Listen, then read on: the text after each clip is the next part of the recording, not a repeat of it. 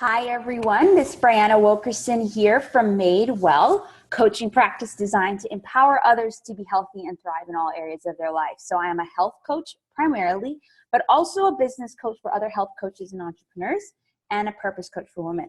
And so I'm coming to you right now as a health coach, though, really coming to explain a little bit about one of my favorite meal tools, meal planning and recipe tools called Real Plans. And so this is something that I really recommend for anyone who's just trying to have a way to really plan their meals in a way that is sustainable and is doable, right? And just have a database where they can go, and that kind of creates a shopping list for them, creates a timeline, creates a meal plan, all of that. And it's so affordable and something I love to use, especially when I'm just going to have like one or two new recipes that I want to try.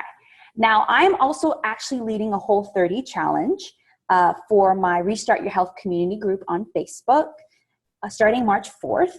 And this is one of the great tools that they can use, anyone can use, to plan their Whole30 meals. And so Real Plans is free for 30 days on its own, so you can test it out. But Whole30 is like an add-on to it. So in order to have the Whole30, you have to pay 1 month of Real Plan subscription, as well as just the add-on for Whole30. And so that is $30 for the first month. And I think going forward after, if you choose to pay monthly, it's $14 US. So it's $30 US first month, but $14 US after. But you can also pay quarterly and annually. And when you pay for more months at a time, it's cheaper. So technically for the annual, if you pay for it all, I think for everything at one time, it actually breaks up to be roughly $6 to $10 per month, which is really affordable, right? And so I'm just going to go through this. I'm going to share my screen and just kind of share a little bit even from more how you navigate it, but also from a Whole30 point of view, because I really want those who are doing the Whole30 or would like to do the Whole30 to really see how they can incorporate it.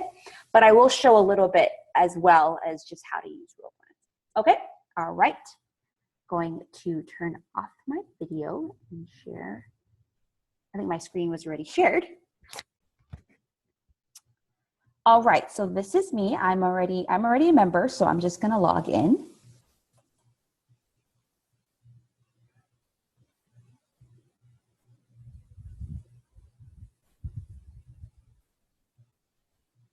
Might take a little moment. And so I'm actually already doing the Whole30, so I have this already set up. And this is just, I'm going to go to the basic. This is just what happens every time you set it up. You can go on and turn on the Whole30 functions or turn it off. So let's just go to the settings. So this is if you got the Whole30 option, you know, my name and everything.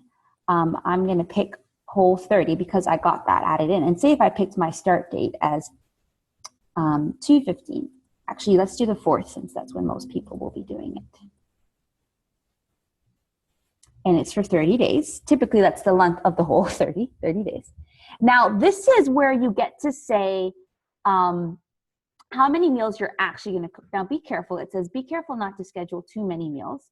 No one actually cooks 3 meals a day. But I kind of did this just so that I could show someone what an example meal plan was, is if they cooked every day. But in general, you want to try to cook once and eat more than once, right? So this is just saying, if I wanted to, if I didn't want to, cook breakfast or dinner on these days, I just have to remove it.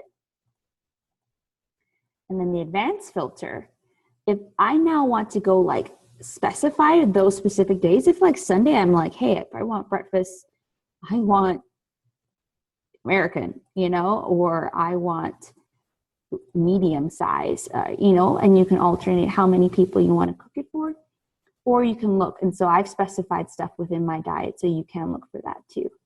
But I'm going to cancel that for now. Now here, if you are actually going to do the Whole30 and you are going to restrict it even more, because I talked about there's about 6 resets you can do around it, that it just kind of breaks it down, saying the full Whole30, the energy one, the craving busting one, the autoimmune one, that's and so forth, vegetarian, vegan. You can, it automatically has what foods you can include. Yes, and then you exclude it, but you can specify it even more. So say if you don't want chocolate on Whole30, but say if I wanted to add legumes back, because legumes is one thing that you can't have when you're doing a modified, I will just do this, right? And so that means the included bit is whatever recipes that they're generating will only have the included foods. So even if you don't do the Whole30, you could, or if you're trying to get it without, you can just include all the food groups and they'll come up with recipe ideas, but it's always good to get the addition add-on. And here's just the default one. And if there are certain ingredients you're allergic to as well, you can add that in there. So then this is how the basic stuff for me, and I'm going to say save my Whole30. And I'm going to update my plan because remember I had one in there before.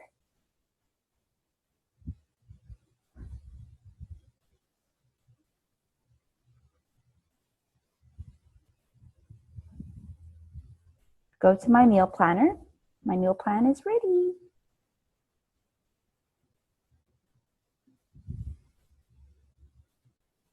All right, so this is all my meals for that, you know, that's really great. So then what you do is, say if you actually didn't want one of these, you could remove it. You can modify the meal plan. You know, take this out, take it out, and you can go to your recipe box and add in. We're just gonna go basic right now. This, I could do a couple of tutorials on this, and I might, but that's really cool. So this is your Whole30 meal plan. Now you go to timeline, really awesome. So this is saying if Saturday you wanted to cook all this stuff, then I think for Sunday, right, because it starts on Sunday, you will defrost the beef in the morning, hit the farmer's market in the morning, start the chicken in the slow cooker, defrost the ground. So it's just really, it helps you time by time what you need to do. And this is a lot because we did meals for all, we're saying we're going to cook for all 3 meals for Sunday, right? But if you were just going to cook for 1 or 2, this would be way less, right? And what I love about this is the shopping list. So this is generating a shopping list on everything that you had in your meal plan, right? But if you already have some of these ingredients, you could just click this and it would remove it later when you're gonna go print it. So now you see it's only 120 because I already have it. And so this is saying, oh, I actually already have all of these, so I don't need to go buy them. And then say if you wanted to add an ingredient that is not necessarily related to your meals, but say, you know, say if you were like, oh man, I need to buy some toilet paper, you just click toilet paper and add it. And you're saying you wanted 1. And that way all your shopping lists can be in one place. So your food plus your other needs. See, right there, I added that personally. So this is really helpful. Yeah, and now say if you wanted to email it or print it, or say if there were certain shops, you got it from, I chose Kirk Market in here. You could go ahead and I'll specify this to be really detailed, trust me, but I'm just trying to show you the basics. There's actually an app for it too, where you can download it. And if you download the app for this, it will automatically tie it to this meal plan. So you could actually go ahead and tick things off on your app. But if you're like me, old-fashioned paper, you could say print shopping list. And this is actually going to print your timeline. Oh no, this is just a shopping list. You could say print this whole shopping list. I think when you click print, if I go to plan and click print meal plan, there you go. That's going to print the timeline plus all the meals and the recipes.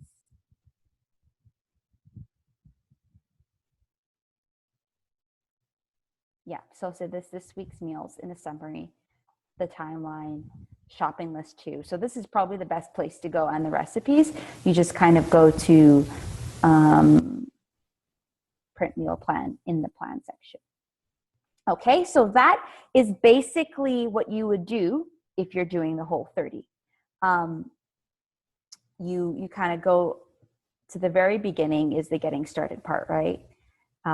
It just tells you all your details, plan how to plan your meals, review your shopping list, printing and adding, kind of the same stuff I went to. And there's even a little tutorial here as well. Then you really go to your settings, right? So you do the getting started, go to your settings. But since I'm doing Whole30, I just clicked Whole30 because I had that add-on. But if I wasn't doing the Whole30, I could go to the options and specify some things even more. I could say, hey, show all these different recipe ideas, turn on the Whole30. I want to start my week on Sunday. This is roughly the unit of measurement I'm using. And then you kind of hit done for that.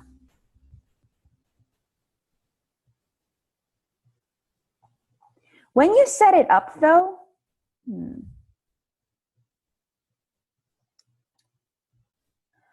because this is set on Whole30, I'm not sure how to go back to this, but when you, oh, here we go. If you ever have questions, go to Real Plan Support. When you set it up, it will ask you for your specified meal things. And there's a tutorial on how to do it. Like in the sense of your diet is like, I just want to include all dairy. You go ahead and specify, I don't want any recipes with dairy if you're not doing the Whole30. You see how I kind of specified my diet? So it's bringing up all the recipes for me with my diet. And so in the recipe box, if you even wanted to specify some more, meaning like I only want meals that take 15 minutes prep time. I only want meals that cost this amount of money. I only want meals that are for the new year, or, you know, or side dishes, or paleo, or my diet. So even if I took off my diet here and I said, I just want Whole30 meals because I got that add-on, hey, now it's only going to show meals so I can make my own little plan, right? And so that is one way that you could do it. So this is how the meal plan will even look, right? How nice is this, right? This is California burgers. Now, if I go, you know, I could print it, I can modify it, I can add it, and it tells you even what to serve it with. So there's a whole lot of great stuff here that literally, if you are doing a Whole30, you're just trying to eat healthy, this is the place to go, right? And so I'm going to put in the video link for this, the link to the meal plans, Real Plans. So you can go ahead. I did a write-up on it on my website. So that's what the link will go to, and just sharing some more details of like step-by-step. Then you just click on the link to go to the actual Real Plans website, and it will show you where to sign up for Whole30. It's at the bottom, or where if you just want to sign up, try the free trial, maybe not specified with the Whole30 specific emails, specific recipes, and so forth. So again, this is Meal Plans by Real Plans is what I call it. It is free for 30 days, but to get the Whole30, you just have to buy the subscription for the 1 month, which is 30, and then it would be 14 after that if you're doing per month. It's a great deal, especially if for those who are joining me on the free challenge, like I'm giving you support for more than 30 days, like 2-3 weeks up to and 2-3 weeks after. If the only amount that you really have to pay is this, then if you feel like it's going to help you to have a specified place to go to, then this would definitely be worth it. Or if you're fine with just Googling, that's fine, right?